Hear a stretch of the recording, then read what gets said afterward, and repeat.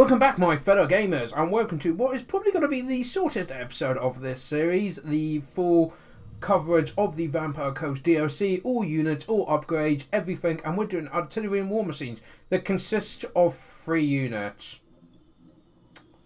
Yeah.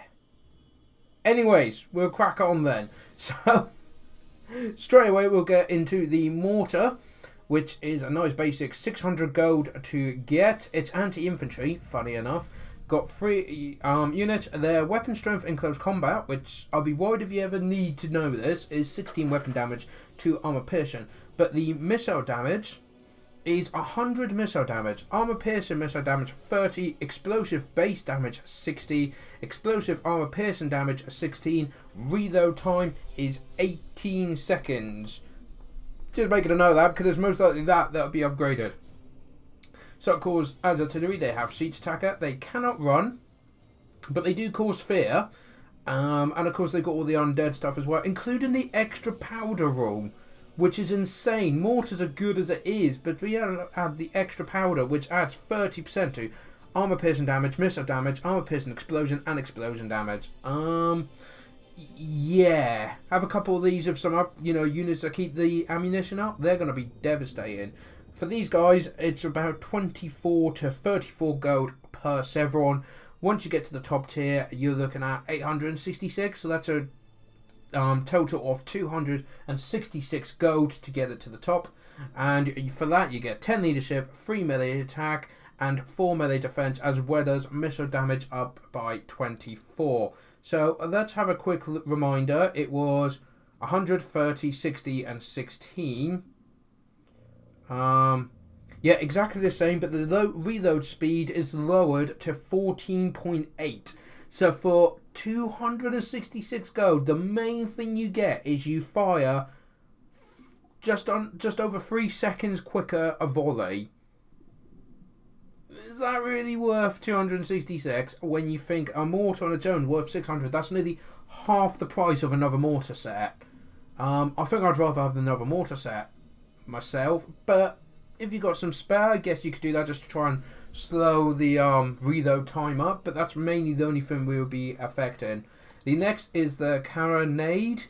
It's the cannons. It's cannons, guys. Coming in at 700 gold.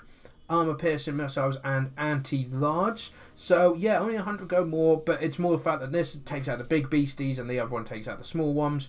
The weapon strength of the crew is 16 weapon damage to armor piercing damage, and the missile damage, which does have armor piercing, is split by 88 missile damage, 352 armor piercing missile damage. Reload time is 20.7 seconds. I'm having to write this down because where it's artillery, it's important with the Sevrons.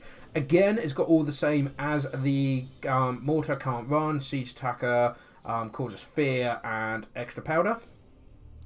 Each upgrade costs between 26 to 37 gold per Sevron, and to get it to top tier, you are looking at a total of 992 gold, which is a raise of 292. So for that, you get 10 leadership, 3 melee attack, 4 melee defense, and plus 45 to the missile damage, which lowers the speed to 17 seconds. I just want to double check. 88, does it? Yeah, it's exactly the same with the damage, which surprises me. But yeah, so again, for 292 gold, would you want your cannons firing 3 seconds quicker? No, I'm not that bothered, to be honest.